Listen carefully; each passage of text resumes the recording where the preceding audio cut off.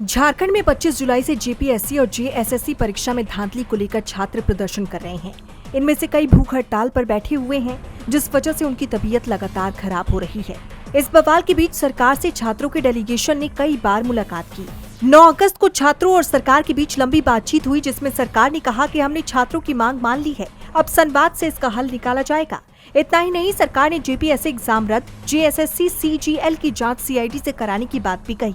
लेकिन इसके बाद भी 10 अगस्त को छात्रों ने विधानसभा की तरफ कूच किया, जिससे अफरा तफरी मच गई। हालांकि प्रशासन की सूझबूझ से वहां से छात्रों को हटाया गया। हल्का बल प्रयोग भी पुलिस को करना पड़ा, जिसके बाद छात्र लौट गए। जहाँ तक स्टूडेंट्स ने एग्री किया है, जहाँ तक वो पीसफुल तरीके से वो मार्च करेंगे, वहाँ तक कोई भी इस तरीके की तैयारी नहीं की गई जिससे स्टूडेंट्स को परेशानी। हालांकि विपक्ष इसे एक बड़ा मुद्दा बनाने की कोशिश में लगा रहा, लेकिन सरकार ने मौका नहीं दिया। बीजेपी ने लाठीचार्ज को मुद्दा बनाने के लिए रांची बंद का आह्वान भी किया, लेकिन उसे किसी का भी समर्थन नहीं मिला। झारखंड में छात्रों के द्वारा जो अपनी ये जेएसएससी और जेपीएससी की एग्ज़ाम को रद्द कराने की मांग को लेकर के सरकार ने विधानसभा तक, जो छात्र हैं वो कहे थे कि हम विधानसभा का घेराव करेंगे, विधानसभा तक जाएंगे, लेकिन सरकार ने व्यवस्था दी थी कि आप विधानसभा के बाहर ही कई बैरियर लगाए गए थे। छात्र उसको तोड़ते हुए विधानसभा के गेट तक पहुंच गए और यही गेट है जो यहीं पर आकर के छात्र जो है यहाँ बैठ गए थे। ये कहीं न कहीं ये इतिहास में पहली बार होगा कि विधानसभा के अंदर कोई भी आंदोलनकारी या प्रदर्शन यहाँ तक पहुँच गया। ऐसा कभी नहीं हुआ है। झारखंड सरकार ने इतनी जो अपनी शालीनता दिखाई कि छात्रों पे कोई बल प्रयोग नहीं किया, उसके बाद भी छात्र यहाँ पर आकर के बैठ गए। उसके बाद शाम होने लगा और शाम होने के बाद ही जब शाम होने लगा, यहाँ कोई रहने की व्यवस्था नहीं है, लेकिन छात्र बोल रहे थे कि हम यहीं पे प्रदर्शन करेंगे। उसके बाद प्रशासन के द्वारा उन्हें रिक्वेस्ट किया गया कि आप लोग यहाँ से चले जाइए, लेकिन फिर भी छात्र मानने को तैयार नहीं थे, यहीं पे डटे हुए थे। उसके बाद प्रशासन ने हल्का बल प्रयोग किया और यहाँ से छात्रों को हटाने की कोशिश किया। फिलहाल इस मामले को लेकर नेता प्रतिपक्ष बाबूलाल मरांडी ने कहा, राज्य के राजधानी के जयपाल सिंह मुंडा स्टेडियम में पिछले 15-16 दिनों से झारखंड के छात्र और नौजवान धरने पर बैठे हुए, भूख हड़ताल पर बैठे हुए, लेकिन सरकार बच्चों को टालते रहे, टहलाते रहे। बच्चों की एक ही मांग थी, जेसीसी के द्वारा जो एग्जाम लिए गए हैं जिसमें धांधली हुआ है, जेपीएससी के द्वारा जो एग्जाम हुआ जिसमें धांधली हुआ है, उसकी जांच सीबीआई से होनी चाहिए। और बच्चों की मांग कोई गलत नहीं है। 2023 में 26,000 सहायक शिक्षकों की नियुक्ति का एग्जाम लिया और झारखंड कर्मचारी चयन आयोग ने एक बार में रिजल्ट नहीं दिया। सुप्रीम कोर्ट के कहने पर भी पार्ट में रिजल्ट दिया और आज तक बच्चे बेचारा भटक रहे हैं। पार्ट में रिजल्ट देने का मतलब ही होता है सरकार को, यानी उन अपराधियों को बचाना, उन दलालों को बचाना जिन लोगों ने सर्विस को बेचा। सीजीएल के एग्जाम में भी वही गड़बड़ी हुआ। बच्चों को कहीं नेपाल में, कहीं बिहार में, कहीं बंगाल में, कहीं झारखंड में प्रश्न पत्र रटवाया गया, वहां भी गड़बड़ी हुई।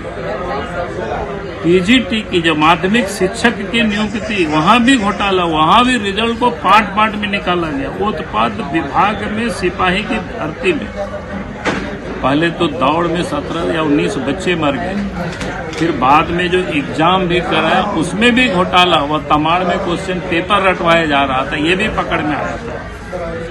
उसी प्रकार से झारखंड लोक सेवा आयोग ने भी, जेपीएससी ने भी 11वीं, 12वीं और 13वीं का जो एग्जाम 2023 में आयोजित किया था, उसमें भी गड़बड़।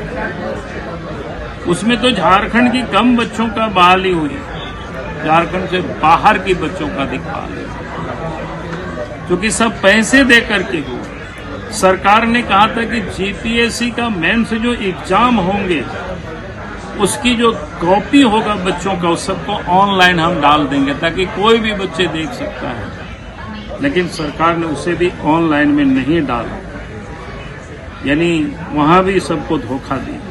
और उसी प्रकार से 14वीं जेपीएससी में भी गड़बड़ी हुई है। अब छात्र का एक ही मांग है तो भाई आप सीबीआई से जांच करो। सरकार का ही कोई गड़बड़ी नहीं हुई है, गड़बड़ी नहीं हुई तो डर काहे को रहे हो, आप जांच कराओ। सीबीआई जांच करेगी, गड़बड़ी नहीं हुई है तो कुछ नहीं दिक्कत है, सबको जैसे तैसे लोग रह जाएंगे।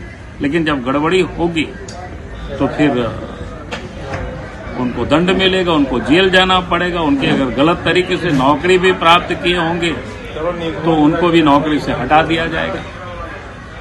इस प्रकार की घटना पश्चिम बंगाल में हो चुका है। सुप्रीम कोर्ट में मामला गया था और थोड़े मोड़े नहीं, शायद हमको याद अगर होगा तो 26,000 से अधिक कहीं शिक्षकों की जॉब चली गई।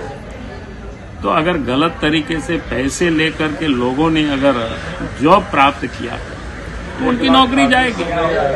जिन लोगों ने इस गड़बड़ी में शामिल हुआ, पैसा लेकर के लोगों को जॉब दिया है, वो सारे लोग भी जाएंगे। फिर हेमंत सोरेन को अगर लगता है कि कहीं गड़बड़ी नहीं हुई है तो फिर बिना विलंब किए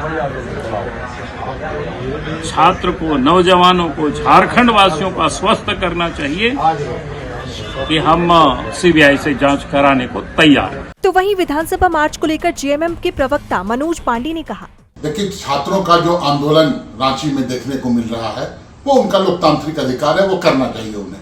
लेकिन उस आंदोलन को पूरी तरह से मिसगाइड और मिसलीड करने का काम भारतीय जनता पार्टी कर रही है, क्योंकि इस राज्य में कोई जनाधार उनका है नहीं। छात्रों के आंदोलन में ही घुसपैठ करके और इस तरह की बातें सामने आई हैं, कल भी देखने को मिला। और वही असामाजिक तत्व कहीं न कहीं इन छात्रों के आंदोलन को बदनाम करने का भी प्रयास कर रहे हैं। तो भारतीय जनता पार्टी पूरी तरह से राज्य में कहीं कोई इनका न नेता है न कोई नीति है, और नीयत तो जग जाहिर है। तो ये छात्रों के आंदोलन को कहीं न कहीं ये मिसगाइड करना, सिर्फ यही इनका काम रह गया है। और जनता और छात्र भी इन्हें पहचान चुके हैं।